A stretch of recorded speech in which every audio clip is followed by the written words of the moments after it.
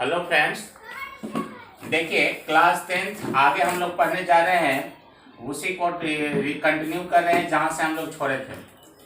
तो कल हम लोग बात किए थे प्रीवियस वीडियो में स्टोमेटा के बारे में। स्टोमेटा के बारे में पढ़ लिए थे। अब आ रहे हैं हम लोग न्यूट्रिशन इन प्लांट हो चुका था। अब आज से हम लोग पढ़ने जा रहे हैं न्यूट्रिशन इन एनिमल।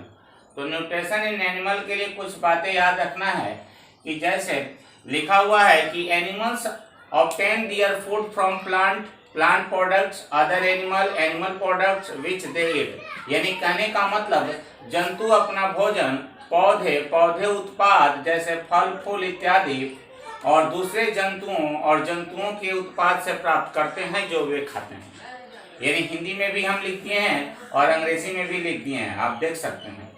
और एनिमल्स को उनके खाने के हैबिट के आधार पर यानी on the basis of the habit of foods, यानी कहने का मतलब भोजन की आदत के आधार पर एनिमल्स को 3 कैटेगरी में कैटेगराइज किया गया है। पहला है हार्बीवोरस, जो आप लोग जानते होंगे, प्रीवियस क्लासेस में भी पढ़ चुके होंगे, कार्निवोरस और एमनीवोरस।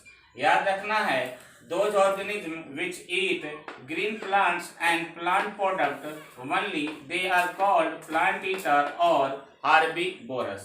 वैसे ऑर्गेनिज्म या वैसे जीवधारी जो ग्रीन प्लांट और ग्रीन प्लांट से उत्पन्न प्रोडक्ट को सेवन करते हैं अपने भोजन के रूप में, उन्हें हम लोग हार्बीवोरस या प्लांट ईटर भी कहा जाता है। उन्हें प्लांट ईटर भी कह सकते हैं या हार्बीवोरस कह सकते हैं। जैसे आता है इसके अंतर्गत गॉट आता है, काऊ आता है, एलिफेंट आता है। अगर आपसे पूछ दे प्लांट ईटर तो कंफ्यूज नहीं होना है, हार्बीवोरस को ही प्लांट ईटर कहा जाता है। ठीक है। उसी तरह से कार्निवोरस यानी फ्लैश ईटर इन्हें कहा जाता है। तो लिखे हुए हैं, देखिए, those organisms which eat flesh of other animals are called flesh eater या कार्निवोरस। वैसे सजीवधारी जो दूसरे जंतुओं के मांस को खाते हैं या मारकर या जिंदा मारकर खाते हैं, उन्हें हम लोग क्या कहते हैं? मांसाहारी। जैसे इसके अंतर्गत आता है लायन, टाइगर, स्नेक, वल्चर इत्यादि। देख सकते हैं ओमनीवरस। ओमनीवरस मतलब सर्वहारी। दोज ऑर्गेनिज्म विच बोथ यानी green plants and flesh of other animals they eat. यानी कहने का मतलब कि वैसे ऑर्गेनिज्म जो क्या करते हैं, कहने का मतलब जो दूसरे प्लांट पे निर्भर रहते हैं या दूसरे जंतुओं पे निर्भर रहते हैं या उन्हें खाते हैं, यानी दोनों खाते हैं। यानी प्लांट्स प्रोडक्ट भी खा सकते हैं और एनिमल्स प्रोडक्ट भी खा सकते हैं और एनिमल्स को मार के उनके फ्लश को भी खा सकते हैं। उसे हम लोग ओमनीवोरस यानी ओमनीवोरस वैसे सजीवधारी होते हैं जो दोनों का सेवन करते हैं, शाकाहारी भी होते हैं और मांसाहारी भी होते हैं। उन्हें हम लोग क्या कहते हैं? सर्वहारी। याद रखेंगे। उसके अंतर्गत हम लोग आते हैं जैसे ह्यूमन बींग्स, डॉग्स, काऊ etc।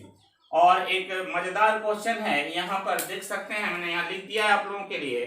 क्वेश्चन है which energy provide foods to maintain the life of living organism. यानी वह कौन सा एनर्जी है जो लिविंग ऑर्गेनिज्म के लाइफ को मेंटेन करने का काम करता है।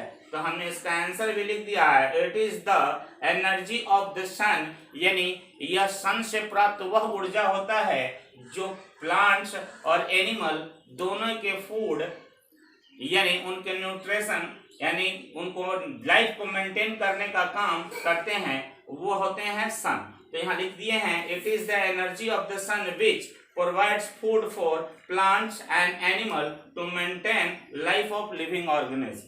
और देखेंगे आगे हम लोग पढ़ेंगे, उसको आगे कंटिन्यू करेंगे। तो लिखा हुआ है, देखिए यहाँ पर लिखे हैं the method of performing nutrition, यानी वह कौन सा मेथड है परफॉर्म करने का न्यूट्रिशन का। तो याद रखेंगे मेनली 5 होता है जो हम आपको आगे भी बता चुके थे।